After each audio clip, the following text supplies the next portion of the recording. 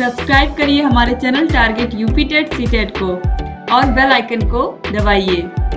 Hello friends, मैं रेनू स्वागत करती हूँ आप सभी भावी अध्यापक एवं अध्यापिकाओं का आपके अपने channel target UP TET CTET में। दोस्तों, आज की इस क्लास में हम आपके डीएलएड 4th सेमेस्टर के फर्स्ट पेपर आरंभिक स्तर पर भाषा एवं गणित के पठन लेखन क्षमताओं के विकास के अंतर्गत आज पढ़ने वाले हैं आपके अतलग उत्तरी क्वेश्चंस की सीरीज में क्वेश्चन नंबर 121 से। और ये आपका लास्ट पार्ट होने वाला है, यानी कि पार्ट 4। यहाँ पर जितने भी अतलग उत्तरी प्रश्न है आपके पवन सीरीज के, ये यहाँ पर कंप्लीट होने वाले हैं। तो आपके पवन सीरीज के सारे अतलग उत्तरी प्रश्न आज कंप्लीट हो जाएंगे। और ऑलरेडी राजन सीरीज को मैं पढ़ा चुकी हूँ सारे विषयों को, तो उनको भी आप जरूर देखते रहिए। और यहाँ पर आप देखिए क्वेश्चन नंबर 121 2016 में पूछा हुआ प्रश्न है, गुणा में कौन सी संक्रियाएं होती हैं? तो गुणा में निम्न संक्रियाएं होती हैं गुणनफल, गुणज, गुणक। क्वेश्चन नंबर 122 है, सस्वर पठन से आप क्या समझते हैं? तो स्वर सहित वाचन सस्वर वाचन कहलाता है, अर्थात लिखी हुई विषय वस्तु को देखकर सस्वर पढ़ना सस्वर पठन है। सस्वर वाचन के दो भेद हैं, पहला है आदर्श वाचन, दूसरा है अनुकरण वाचन। शिक्षक द्वारा किया जाने वाला वाचन आदर्श वाचन कहलाता है। अनुकरण वाचन छात्रों द्वारा किया जाता है, जो छात्र अध्यापक के अनुसार करते हैं। ठीक है, तो सस्वर वाचन में हम बोल बोल करके क्या करते हैं, पढ़ते हैं जो भी लिखा हुआ होता है। और इसमें आदर्श वाचन उस वाचन को कहते हैं जिसमें शिक्षक पढ़ रहा होता है। और अनुकरण में बच्चे शिक्षक के अनुसार क्या करते हैं, उसको दोहराते हैं। क्वेश्चन नंबर 123 पर आते हैं, भाषा शिक्षण में उचित आरोह अवरोह की कठिनाई उत्पन्न होने के दो प्रमुख कारण बताइए। तो पहला है भाव को समझकर न पढ़ना, दूसरा है धारा प्रवाह का अभाव, मूल भाव के विपरीत पठन, और लास्ट है शीघ्रता से पठन। तो भाषा शिक्षण में उचित आरोह अवरोह की कठिनाई उत्पन्न होने के प्रमुख दो कारण बताना था यहाँ पर।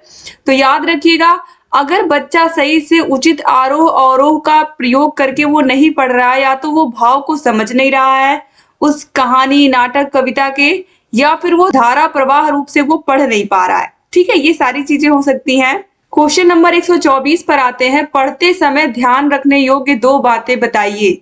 तो शुद्ध पठन शैली के लिए अग्रलिखित बातों पर ध्यान देना आवश्यक है। पहला है, पढ़ते समय प्रभावोत्पादक शब्दों पर विशेष बल देकर बोलना चाहिए ताकि श्रोता उसके पठन की ओर आकर्षित हो सके।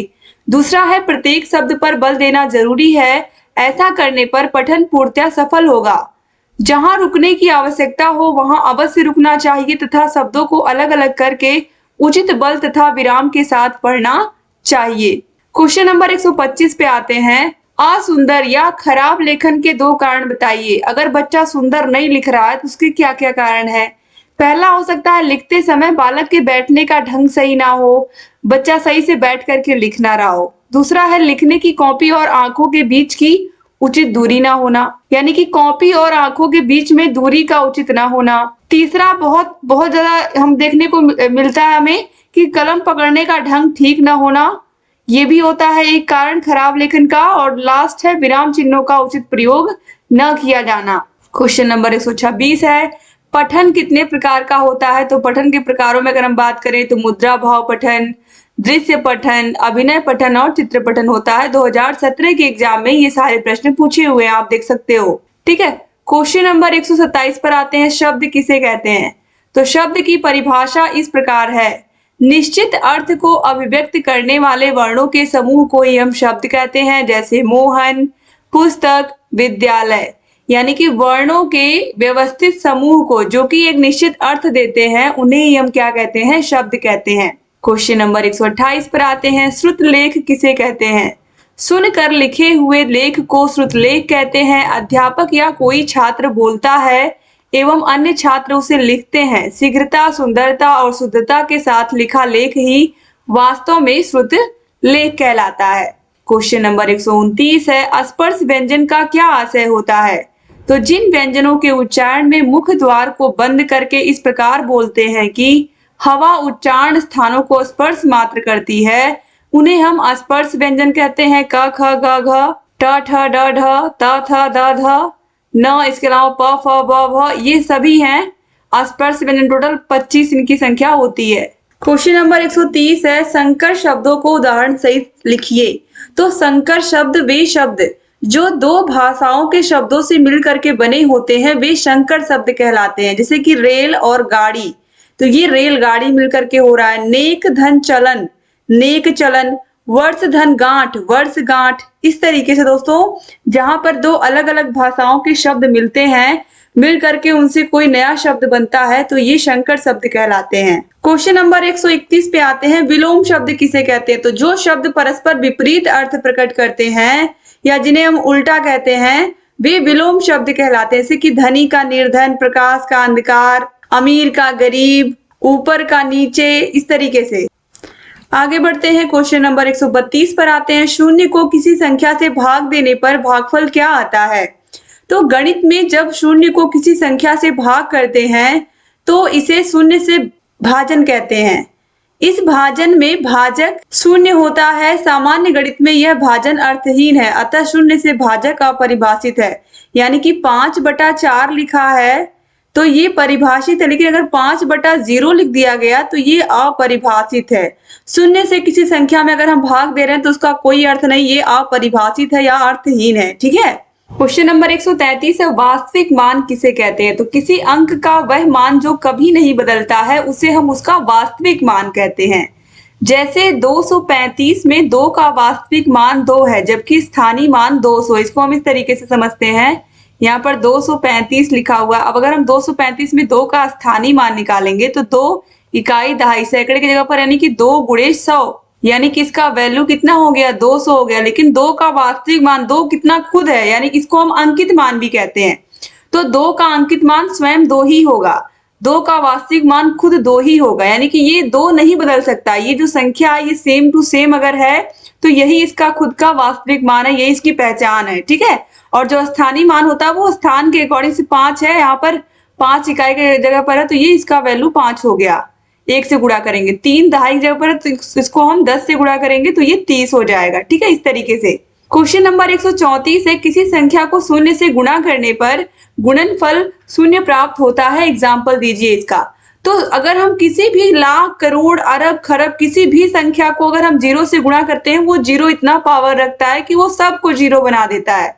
ठीक है। चाहे 100 से गुणा करिए, चाहे 200 से गुणा करिए, चाहे 25 से गुणा करिए, चाहे जिससे भी आप गुणा करोगे 0 से, वो क्या बना देगा? उस संख्या को खुद अपने साथ 0 बना देगा, इतना पावर रखता है। तो देखिए यहाँ पर x × 0 = 0।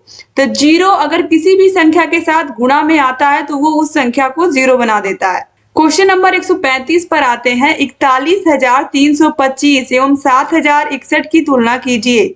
तो पहली संख्या ये हो गई, दूसरी यहाँ पर आप देखिए तो इसमें कौन सी संख्या बड़ी है, इस तरीके से हमें यहाँ पर तुलना का मतलब कौन किससे बड़ी है कौन छोटी है, इस तरीके से लिख करके हमको बस दिखा देना था कि 41,325 7,061 से बड़ी है। क्वेश्चन नंबर 136 पर आते हैं, इस तरीके से भी लिख सकते थे दोस्तों। यहाँ पर आप देखिए 12 पेंसिलें हैं, प्रत्येक बच्चों को 2-2 पेंसिलें दी गई। कितने बच्चों को पेंसिल दी गई?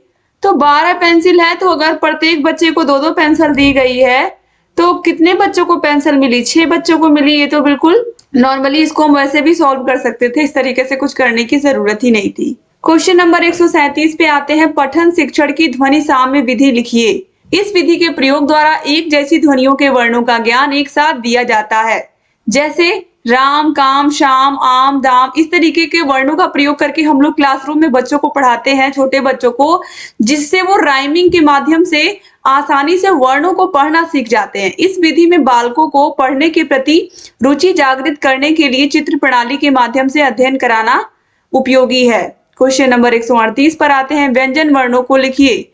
तो स्पर्श व्यंजन, अंतस्थ व्यंजन, ऊष्म व्यंजन, संयुक्त व्यंजन आदि, ये सब व्यंजन वर्ण के अलग अलग प्रकार हैं। स्पर्श व्यंजन में 25 वर्ण होते हैं, क वर्ग, च वर्ग, ट वर्ग, प वर्ग, इस तरीके से। और अंतस्थ में य, र, ल और व होते हैं 4 वर्ण। ऊष्म में तीनों श और ह होते हैं, आप लोगों को पता ही है, तीनों श और ह होते हैं। और संयुक्त में छ, त्र, ज्ञ और श्र, ये 4 होते हैं। तो ये आप हमेशा याद रखिएगा क्योंकि हर साल इनसे प्रश्न आता ही आता है। और इसलिए मैं हर जगह जहां भी ये प्रश्न आता है इसको मैं डिटेल में आप लोगों को बता देती हूँ। क्वेश्चन नंबर 139 है, शब्द किसे कहते हैं? तो निश्चित अर्थ को अभिव्यक्त करने वाले वर्णों के समूह को हम क्या कहते हैं? शब्द कहते हैं, जैसे कि मोहन, पुस्तक आदि। 2018 में देखिए शब्द की परिभाषा पूछी गई है। क्वेश्चन नंबर 140 है, निषेधात्मक या निषेध सूचक वाक्य किसे कहते हैं? तो जिन वाक्यों में क्रिया के निषेध का ज्ञान होता है उन्हें निषेध सूचक वाक्य कहते हैं। जैसे कि वह प्रतिदिन व्यायाम नहीं करता है, तो नहीं शब्द अगर आपको दिख गया तो वाक्य कैसा है?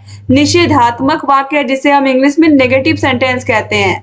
क्वेश्चन नंबर 141 है, अंतस्थ व्यंजनों को लिखिए। तो अभी आपको मैंने बताया य, र, ल और व, यही 4 वर्ण है जो कि अंतस्थ हैं। तो याद रखिएगा 2018 2019 में लगातार ये प्रश्न पूछा गया है। क्वेश्चन नंबर 142 है, विलोम शब्द किसे कहते हैं? जब दो शब्द विपरीत या उल्टा अर्थ देते हैं तो वे एक दूसरे के विलोम कहलाते हैं। विलोम शब्द को विपरीतार्थक शब्द कहा जाता है, जैसे अधिक, न्यून, असली, नकली, अर्थ, अनर्थ, आज्ञा, अवज्ञा। अभी आपने विलोम शब्द की परिभाषा आगे भी देखी है, अभी इससे पहले भी। तो इस तरीके से दोस्तों जो विलोम शब्द होते हैं उनका अर्थ ही उल्टा होता है। प्रकाश का अंधकार अभी आप लोगों ने देखा था, तो बस वही है यहाँ पर। क्वेश्चन नंबर 143 है, पर्यायवाची शब्द किसे कहते हैं? तो पर्याय का अर्थ है दूसरा। पर्यायवाची शब्द का अर्थ हुआ अर्थ का बोधक दूसरा शब्द, यानी कि अग्नि को हम आग, अनल, पावक, कृषाणु ये सब लिख सकते हैं। अनुपम, अनोखा, अद्भुत, अनूप, अनन्य ये हम लिख सकते हैं। क्वेश्चन नंबर 144 है, ज्ञानार्जन और ज्ञान वृद्धि के प्रमुख स्रोत कौन कौन से हैं? तो ज्ञानार्जन और ज्ञान वृद्धि का प्रमुख स्रोत है पठन, पुस्तकें एवं पत्र पत्रिकाएं, इंटरनेट। पढ़ने से ज्ञानार्जन भी होता है और ज्ञान में वृद्धि भी होती है। क्वेश्चन नंबर 145 है, संकर शब्दों को उदाहरण सहित समझाइए। तो ये शब्द दो भाषाओं के शब्दों को मिलाकर बनाए गए हैं और इन्हें इसी वजह से हम संकर शब्द कहते हैं, जैसे कि रेल और गाड़ी, रेलगाड़ी, नेक धन चलन, नेक चलन, ये आप ऑलरेडी अभी आप लोगों ने ऊपर भी देखा है। क्वेश्चन नंबर 146 पे आते हैं, विराम चिन्हों संबंधी समस्याओं के प्रमुख कारण लिखिए। यानी कि जो विराम चिन्ह है इसमें कौन कौन सी समस्याएं आती हैं? तो रुकना या ठहरना अपने भावों को प्रकट करने के लिए भाषा बोलते समय अथवा लिखते समय कुछ स्थानों पर रुकना पड़ता है। अगर बिना रुके ही अपनी बातों को हम कहते हैं तो सुनने वाले की समझ में कुछ भी नहीं आएगा। कई बार अर्थ का अनर्थ हो जाता है। हम उचित जगह पर रुककर अपनी बात कहेंगे तो ठीक रहेगा।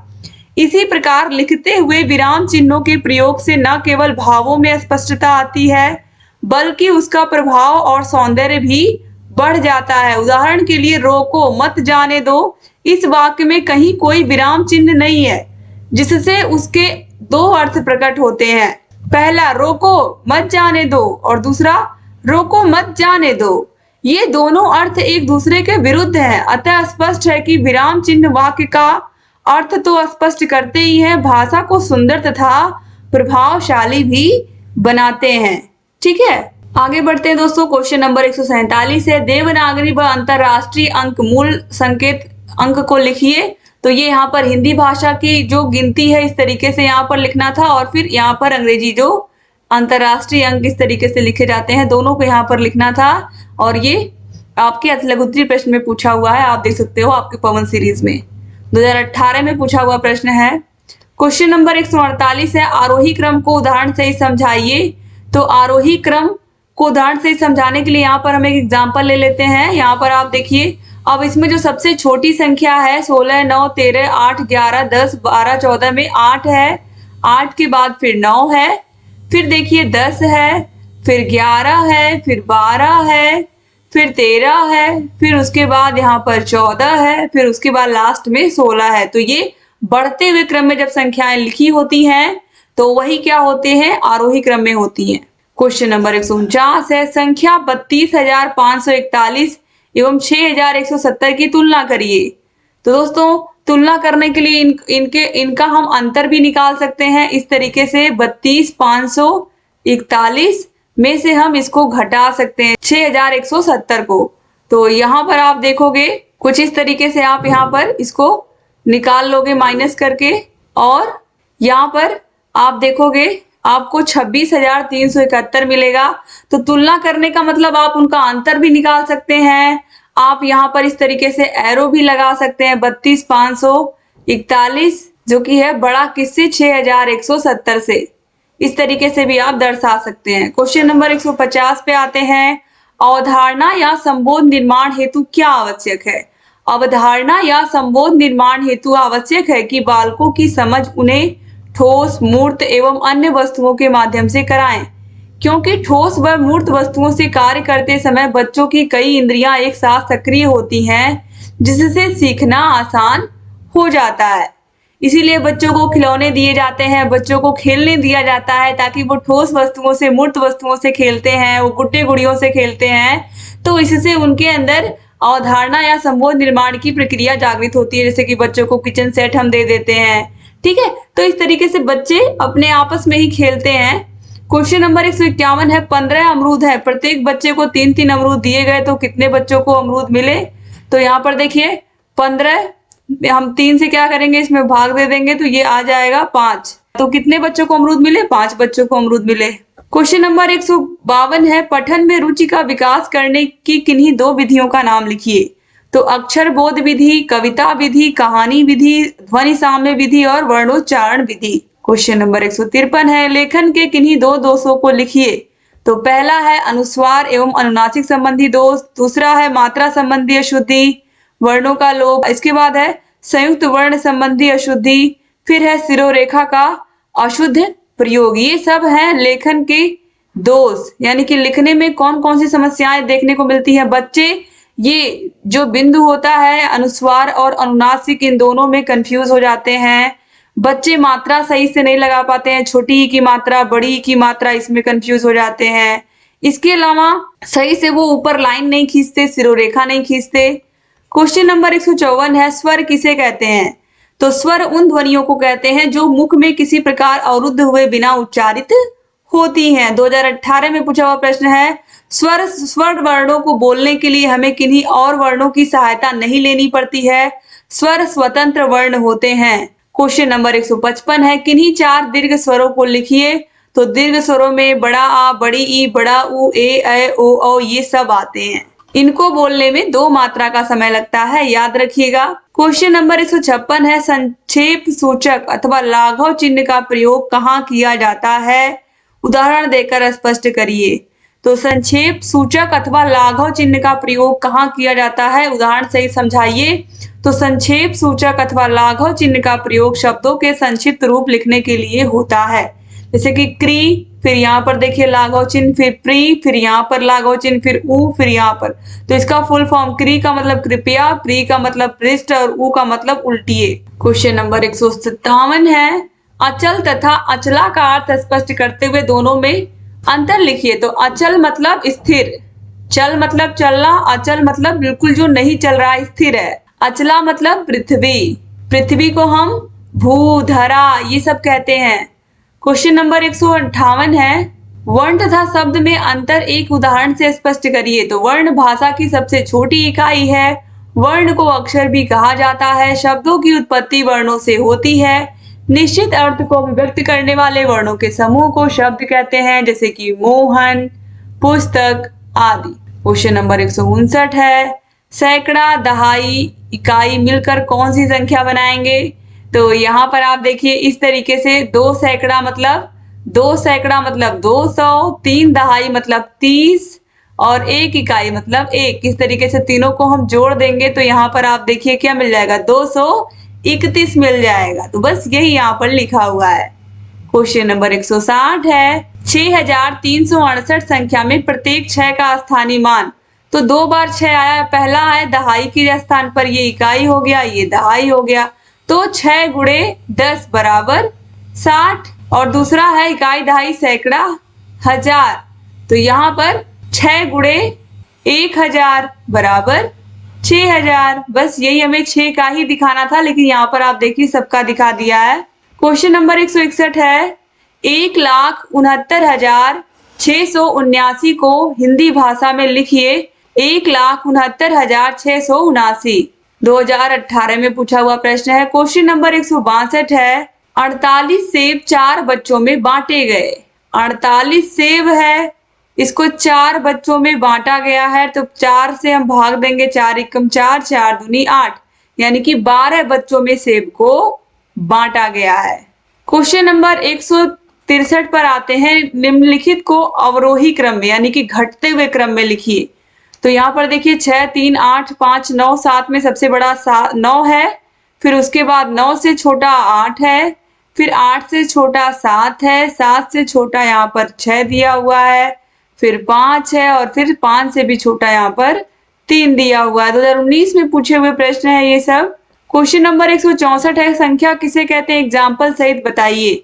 तो संख्या यानी कि नंबर, इकाई या इकाइयों का मेल संख्या कहलाती है, अथवा कोई भी इकाई जितनी बार ली जाती है वो संख्या है। कोई भी संख्या जो 10 अंकों की सहायता से लिखी जाती है वे अंक होते हैं। ठीक है, तो यहाँ पर आप देखिए 499, 6000, 1796, ये सब यहाँ पर संख्याएं बताई गई हैं। क्वेश्चन नंबर 165 और लास्ट प्रश्न है, इसके बाद एक और बचा हुआ खाली, और इसके बाद ये पूरा का पूरा समाप्त हो जाएगा। तो चलिए देखते हैं, शून्य की संकल्पना से आप क्या समझते हैं, बच्चों को आप इसका ज्ञान कैसे कराएंगे।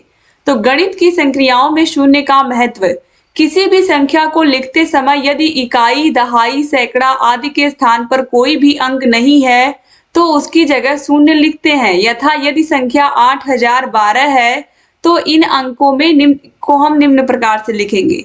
शून्य का इतिहास, यह निश्चित रूप से ज्ञात नहीं है कि शून्य का आविष्कार कब और किसने किया, परंतु इसका वैदिक काल 1000 ईसा पूर्व तक में होता रहा है। शून्य का आकार गोल है। और देखिए शून्य के बारे में ब्रह्मगुप्त ने सर्वप्रथम 30 वर्ष की आयु में ब्रह्म स्फुट सिद्धांत में शून्य की परिभाषा इस प्रकार दी है, अ माइनस अ बराबर 0। अब अ की जगह पे अगर आप 5 रख दोगे तो 5 माइनस 5 क्या होगा, 5 रुपए आपके पास थे, 5 रुपए की आपने टॉफी खरीद ली तो सारे के सारे पैसे खर्च हो गए, आपके पास बता कितना, 0 रुपए। इसी तरीके से हम क्लास में बच्चों को समझाते हैं दोस्तों, शून्य के बारे में ब्रह्मगुप्त का योगदान सराहनीय है। शून्य के साथ जोड़, घटाना, गुणा, भाग सभी क्रियाओं को अच्छी प्रकार समझाया जा सकता है या समझाया है। शून्य का शून्य से जोड़ करेंगे, अगर हमारे पास कुछ नहीं है और हम कुछ नहीं उसमें जोड़ेंगे तो हमारे पास कुछ नहीं ही बचेगा। हमारे पास पैसे नहीं है और हम कमाने भी नहीं जा रहे हैं पैसे, तो हमारे पास क्या रहेगा, कुल मिला के 0 पैसे ही रहेंगे।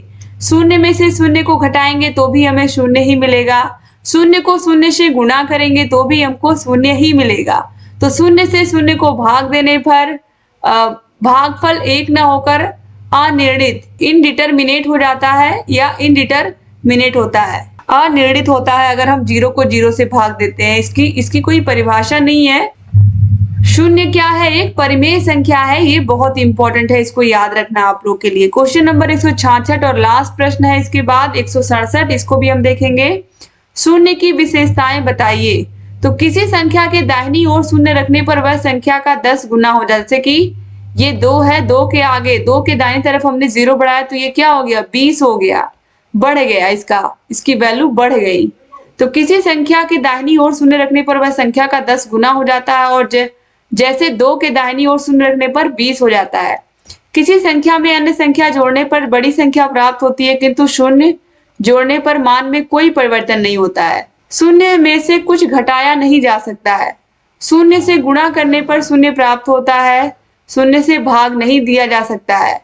क्वेश्चन नंबर 167 है, 2 अंकों वाली संख्या को 2 अंकों वाली संख्या से किस प्रकार गुणा किया जाता है। 2 अंकों वाली संख्या को 2 अंकों वाली संख्या से किस प्रकार गुणा किया जाता है, एग्जाम्पल द्वारा समझाइए।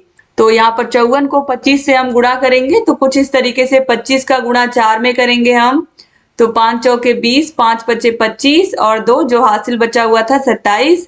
फिर यहाँ पर हम क्रॉस करेंगे, फिर हम 2 से गुणा करेंगे 4 में, 2 चौके 8, फिर 2 पंजे 10। ठीक है, इस तरीके से लिखेंगे, फिर इनको आपस में जोड़ लेंगे दोस्तों, तो ये 1350 आ जाएगा। तो बस वही प्रक्रिया यहाँ पर समझाई गई है लिख करके। तो ये गुणा की प्रक्रिया तो आप लोगों को आती ही है, बस इसी तरीके से आपको करना था यहाँ पर।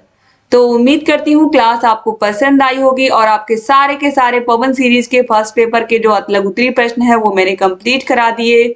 Thank you so much class को पूरा देखने के लिए। चैनल से बने रहिए और क्लासेस को हम लेकर के आते रहेंगे आप लोग के लिए और आपकी तैयारी को बेहतर बनाते रहेंगे। डिस्क्रिप्शन बॉक्स, कमेंट बॉक्स में आपको सारे विषयों के लिंक मिल जाएंगी। चैनल को अगर सब्सक्राइब नहीं किया तो प्लीज सब्सक्राइब भी कर दीजिए। दोस्तों वीडियो को शेयर करना मत भूलिएगा। Thank you so much. अगली क्लास में मिलते हैं। क्लासेस को देखते रहिए। अपने 4th सेमेस्टर के सारे विषयों को ऑलरेडी हाथों से लिख करके नोट्स मैंने बना दिए हैं और अगर आपको 8 के 8 विषयों के हाथों से लिखे हुए नोट्स चाहिए हर विषय के, जो मैंने खुद लिखकर बनाए हैं, तो वो आपको यहाँ पर कांटेक्ट नंबर दिया हुआ है। इस कांटेक्ट नंबर पर आप कांटेक्ट करके बात कर लीजिएगा दोस्तों और आपको सारी जानकारी मिल जाएगी target UP TET CTET app की। Target UP TET CTET app जो है ये आपको सारी की सारी तैयारी बहुत ही अच्छे से और बहुत ही कम समय में करवाती है आपको और यहाँ पर सारे विषयों को बहुत ही कायदे से हमने बहुत ही अच्छे से एक एक चीज को व्यवस्थित किया है। तो अगर आप चाहते हो कि आपके 4th सेमेस्टर में बहुत बहुत अच्छे नंबर आए तो आप लोग प्लीज ऐप को डाउनलोड कर लीजिए। ऐप की link description box, comment box दोनों जगह मिल जाएगी। एक बार फिर से आप सभी भाई बहनों का बहुत बहुत शुक्रिया। हमें आप इंस्टा पर भी फॉलो कर सकते हैं दोस्तों, यहाँ पर इंस्टा की आईडी दी हुई है। एक बार फिर से आप सभी भाई बहनों का बहुत बहुत धन्यवाद। चैनल से बने रहिए और सारी क्लासेस लेकर के आती रहूंगी आपके लिए और तैयारी को और बेहतर बनाती रहूंगी। जय हिंद दोस्तों।